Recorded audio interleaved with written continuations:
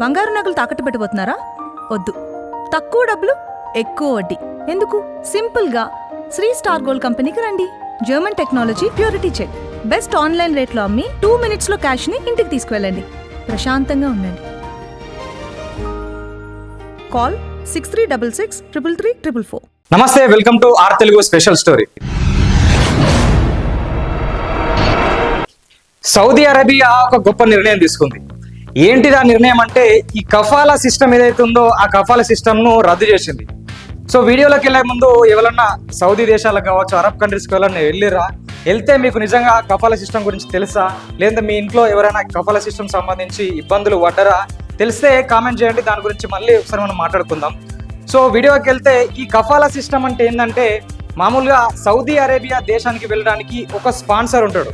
So ఏదన్నా ఒక పనికి అప్లై చేసుకున్నప్పుడు మనం డ్రైవర్ కానీ, లేకపోతే ఇంకా క్లీనర్ కానీ, లేదన్నా సూపర్వైజరు, ఇంకేదన్నా పనులకు అప్లై చేసుకున్నప్పుడు అక్కడ ఉన్న వ్యక్తిని కఫిల్ అంటారు. అంటే కఫిల్, స్పాన్సర్ అనే వ్యక్తి మనల్ని స్పాన్సర్ చేసి అక్కడ వీసా వేసి మనకు పంపిస్తాడు.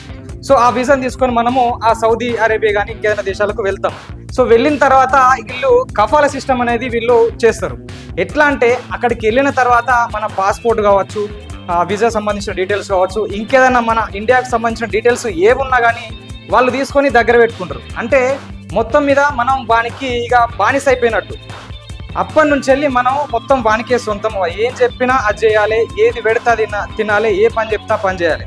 సో అట్లుంటాయి. మీరు ఆల్రెడీ మలయాళంకి సంబంధించి ఒక సినిమా అయితే ఆ మధ్య కాలంలో రిలీజ్ అయింది, పృథ్వీరాజ్ గారికి సంబంధించి, ది గోట్ లైఫ్. సో దాంట్లో అతను ఒక పని కోసం అని పోతాడు. కాకపోతే అక్కడ పోయిన తర్వాత సో వేరే ఒక అతను ఇతన్ని హ్యాండ్ ఓవర్ చేసుకొని వేరే పనులు వేస్తాడు. మొత్తం మీద ఒక దుబ్బ దేశం అంటే రంబల్లకి తీసుకుపోయి గొర్రెలు కాష్టానికి పెడతాడు. అక్కడ పరిస్థితి ఎట్లుంటుంది అంటే, నువ్వు పని చేసుడు పక్కకు పెడితే నువ్వు బ్రతుకుటానికే పోరాటం చేయాలి. ఎందుకంటే అక్కడ తాగుటానికి నీళ్లు ఉండవు, తినటానికి తిండి ఉండదు. సిచ్యువేషన్ ఎట్లుంటుంది అంటే, ఆ దుబ్బ ఏదైతే ఉందో ఆ దుబ్బల వీళ్ళు ఏంటంటే పిండి లాంటిది ఉంటే దాన్ని ముద్దలు చేసి ఆ దుబ్బలు పెడితే ఆ వేడికి అది గాలి ఆ రొట్టెలు తింటారు. అటువంటి సిచ్యువేషన్ ఉంటుంది. సో తర్వాత ఇప్పుడు మనం ఏదైతే గొడ్లకు బర్లకు గోళాలు లాంటివి పెట్టి దాంట్లో నీళ్లు పెడతాం కదా, కుడిది లాంటిది. సో అసొంటి గోళాలల్లో ఉన్న నీళ్లు వీళ్ళు తాగాల్సి వస్తుంది. వీళ్ళు ఎవరైతే కఫిల్స్ అని ఉంటారో, సో వాళ్ళు అంటే ఒక ఏరియాలో కొన్ని కిలోమీటర్ల దూరంలో నీకు ఒక చెట్టు కనబడది, చేమ కనబడది, అలాంటి ప్రాంతాలల్లో వీళ్ళని విడిచిపెట్టిన తర్వాత ఎప్పుడో వారానికో 4 రోజులకో 10 రోజులకో ఈ కఫీల్ అనేటోళ్ళు ఒక వెహికల్ 4-wheelerల డ్రమ్ములలో నీళ్ళు తీసుకొచ్చి మన గొడ్లు బర్లగా పోసినట్టు ఆడ నీళ్ళు పోస్తారు. పోసిన తర్వాత ఆ నీళ్లు వీటికి అవి ఎంత దూరం పోతే అంత దూరం అంటే సింబడి తిరగాలి, తర్వాత నీళ్ళు పోయాలి, అదే నీళ్ళు వీళ్ళు తాగాలి. అంత దారుణంగా ఉంటుంది. సో ఈ కఫిల్ సిస్టమ్ అనేది వీళ్ళు ఎందుకు స్టార్ట్ చేసిర్రు, అసలు ఎట్లయింది అనేది ఒక 2 నిమిషాలు దాని గురించి మాట్లాడుకుందాం. ఈ సౌదీ అరేబియా 1938 ముందు ఏం లేదు దానిగా. అక్కడ మొత్తం దుబ్బ, వాళ్ళకి తినడానికి కూడా సరైనటువంటి తిండి లేనటువంటి దేశము సౌదీ. ఆ టైంలో కొంతవరకు ఖర్జూరాలు కావచ్చు, లేదంటే ఈ ఒంటెలు కావచ్చు, చిన్నపాటిగా వాటితోనే వీళ్ళు బతుకుతూ ఉంటుండే. కాకపోతే 1938లో ఒక అమెరికన్ కంపెనీ ఈ సౌదీ వస్తుంది. సౌదీ వచ్చిన తర్వాత అక్కడ కొంత పరిశోధన చేసి, ఇక్కడ ఆయిల్ నిల్వలు ఉన్నాయి, ఈ ఆయిల్ ఇంధనాల వాడకంలో కావచ్చు, వేరే వేరే వాడకంలో ఉపయోగపడుతుందని చెప్పి వాళ్ళు పరిశోధన చేస్తారు. అది బయటకు వస్తుంది. వీళ్ళ అదృష్టం ఎట్లుందంటే, అదే టైంలో 1938-42 ఆ టైంలో ఈ 2వ ప్రపంచ యుద్ధం జరుగుతుంది కదా. సో ఆ టైంలో ఎక్కువ మొత్తంలో ఇంధనాలు, ఈ క్రూడ్ ఆయిల్ అనేది అవసరం పడుతుంది. అప్పుడు సిచ్యువేషన్ ఎట్లుందంటే, ఎవరి దగ్గర అయితే ఆయిల్ ఉంటుందో, ఎవరైతే ఇంధనాలను యూజ్ చేసుకొని, ఎవరైతే ఇవి ఉంటాయో మామూలుగా ఈ విమానాలు కావచ్చు, రాకెట్లు కావచ్చు, బాంబులను మోసుకుపోయి ఇడిచిపెట్టే ఏవైతే ఉంటాయో, సో వాటిని ఎక్కువ నడిపించేటోళ్ళు, ఎక్కువ ఆయిల్ ఉన్నోళ్ళు మాత్రమే యుద్ధంలో గెలుస్తారు. ఆయిల్ లేని వాళ్ళు ఓడిపోతారు, అన్ని మూసుకొని సపరేట్గా ఉండాలి. సో అలాంటి సిచ్యువేషన్లో చాలా దేశాలు అయితే యుద్ధాలను విరమించుకొని మిగతా దేశాలకు లొంగిపోతున్నటువంటి పరిస్థితి ఉండే 2వ ప్రపంచ యుద్ధ కాలంలో. సో ఇక ఈ అమెరికాలో ఏంటంటే, వాళ్ళ పని ఏంది, ఎక్కడ ఏముందని లెంకి ఏది మనకు ఉపయోగపడుతుంది అని చెప్పి వాళ్ళు చాలా చేస్తూ ఉంటారు ప్రయోగాలు అనేది. సో అదే టైంలో 1939 టైంలో వీళ్ళకి తెలుస్తుంది ఏమనంటే, సౌదీలో ఆయిల్ నిల్వలు ఉన్నాయని తెలుస్తుంది. అయితే ఈ సౌదీ దగ్గర ఆయిల్ ఉన్నాయి కానీ బయటకు తీసడానికి వీళ్ళ దగ్గర ఆ టెక్నాలజీ లేదు. సో అంతా స్టామినా లేదు, వాళ్ళ దగ్గర ఆర్థికంగా వెనుకబడి ఉన్నారు. కాబట్టి ఈ అమెరికా ఏం చేసిందంటే, మేము ఆ ఆయిల్ ఏదైతే ఉందో దాన్ని బయటకు తీస్తాము, మేము పెట్టుబడి పెడతాము, పైసలన్నీ మేమే ఖర్చు పెడతాము. సో దాన్ని తీసిన తర్వాత మీకు ఎంతో కొంత, మీకు కొంచెం అమౌంట్ ఇస్తాము, మిగతా ఆయిల్ మేము యూజ్ చేసుకుంటామని చెప్పి ఈ అమెరికా వాళ్ళు సౌదీ వాళ్ళతో కాంట్రాక్ట్ చేసుకుంటారు. వీళ్ళకి ఏంటంటే మొత్తానికి ఏం లేని పరిస్థితి కాబట్టి, సో ఎంతో కొంత వచ్చిన పైసలతో డెవలప్ అవ్వాలని వీళ్ళు ఒప్పుకుంటారు. ఒప్పుకున్న తర్వాత 1939 నుంచి వెళ్ళి ఈ ఆయిల్ బయటకు తీసుడు స్టార్ట్ అవుతుంది. అమెరికా దాన్ని యూజ్ చేసుకొని మస్తు డెవలప్ అవుతుంది, ఇక్కడ వీళ్ళకి కూడా కొన్ని డబ్బులు ఇస్తుంది.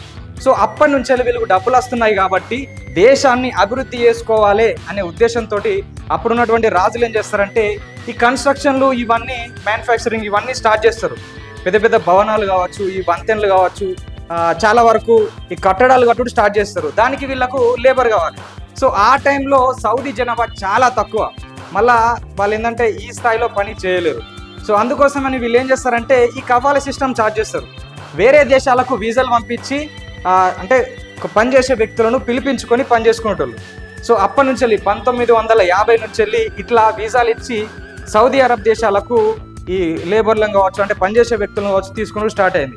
స్టార్ట్ అయినప్పటికీ వీళ్ళు ఏం చేస్తారంటే ఇక డబ్బులు వస్తున్నాయి కదా, పెద్దగా దాని గురించి పట్టించుకునేటోళ్ళు లేరు. అందుకోసమని మందిని తీసుకొచ్చుడు, వాళ్ళు ఇష్టం ఉన్నట్లు యూజ్ చేసుడు, వాళ్ళను చిత్రహింసలకు గురి చేసుడు, వెట్టి చాకిరి అంటారు చూసినాం. తెలంగాణ సాయుధ పోరాటానికి ముందు మనకు ఎట్లయితే తెలంగాణ రాష్ట్రంలో ఉండినో సేమ్ అదే, వాడు ఎంత ఇత్తంత తీసుకోవాలి, ఏ పని చెప్తా పని చేయాలి అన్న రీతిలో అక్కడైతే నడిచింది ఈ కఫాలా సిస్టమ్.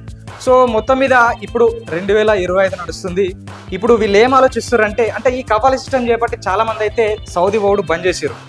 సో పోయినోళ్ళు కూడా ఎట్నో అట్లా మెల్లగా బయటపడడానికి ట్రై చేశారు. మనం చాలా వీడియోస్లలో వైరల్ అయిన చూసే ఉంటాం. పోకురా అంటే నేను వచ్చిన నా పరిస్థితి ఇట్లుంది అని.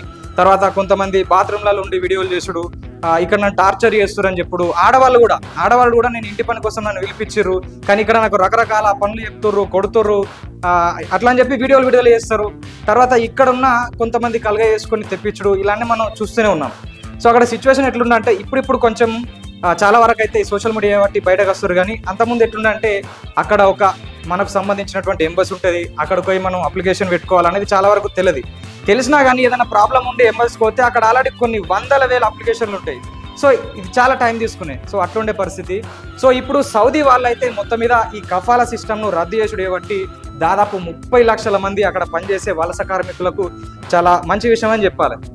సో వీళ్ళు ఎందుకు మరి ఈ నిర్ణయం తీసుకున్నారు అని మనం ఒకసారి చూసుకున్నట్లయితే ఈ ఆయిల్ నిల్వలు అనేది అది ఎప్పుడు బంద్ అవుతుందో తెలియదు, ఎప్పుడు అయిపోతుందో తెలియదు. కాబట్టి ఈ ఆయిల్ నిల్వలను పట్టుకొని మనం ఇట్నే అన్నాడు కంటే ఇంకా వేరే రకాలుగా మనం అభివృద్ధి చెందాలి, అన్ని రంగాల్లో ముందడుకోవాలని చెప్పి వీళ్ళు ఆలోచించి సౌదీకి సంబంధించినటువంటి నాయకులు ఐటీ రంగంలో కావచ్చు, ఏఐ టెక్నాలజీ కావచ్చు, సో ఇలాంటివి కూడా అంటే మెడికల్ పరంగా శాస్త్రవేత్తల పరంగా కూడా ముందుకోవాలని వీళ్ళు దీన్ని తీసేసారు. ఏమంటారు అంటే మా దేశానికి అందరికీ ఆహ్వానం ఇస్తున్నాము, సో అందరు రావచ్చు, మీకు ఏదైతే స్కిల్స్ ఉన్నాయో దాని పరంగా ఇక్కడ జాబ్స్ చేసుకోవచ్చు, మీరు చిన్న కంపెనీలు పెట్టుకోవచ్చు. మా దేశంలో ఈ కఫాలా సిస్టమ్ అనేది తీసేస్తున్నాము. తర్వాత ఈ షరియా చట్టాలు ఏవైతే ఉంటాయో సో వాటిని కూడా పక్కన పెట్టే ప్రయత్నం చేస్తున్నాము. తర్వాత ఈ మహిళలకు ఈ అణచివేత కానీ స్వేచ్ఛనివ్వకపోవడం కానీ సో ఇలాంటివి కూడా ఉండదు, మీరు రావచ్చు మా దేశానికి, ఎలాంటి స్కిల్స్ ఉన్నా కానీ వచ్చి ఇక్కడ మీరు వర్క్ చేసుకోవచ్చు, తర్వాత మీరు కంపెనీలు స్టార్ట్ చేయొచ్చు అని చెప్పి ఇప్పుడైతే ఈ సౌదీకి సంబంధించినటువంటి నాయకులు అయితే అనౌన్స్మెంట్ చేసిర్రు. ఇది నిజంగా గొప్ప పరిణామం అని చెప్పొచ్చు. సో మీకు ఎంతమందికి మరి ఈ కఫాలా సిస్టమ్ గురించి తెలుసు, సౌదీలో ఇలాంటి సంఘటనలు మీరు ఎదుర్కొన్నారో లేకపోతే మీ ఫ్యామిలీలో ఎవరైనా ఎదుర్కొన్నారా? సో మీకు తెలిసిన విషయాల్ని కామెంట్ రూపంలో మెన్షన్ చేయండి. మరో స్పెషల్ స్టోరీతో మీ ముందుంటాం. చూస్తూనే ఉండండి ఆర్ తెలుగు.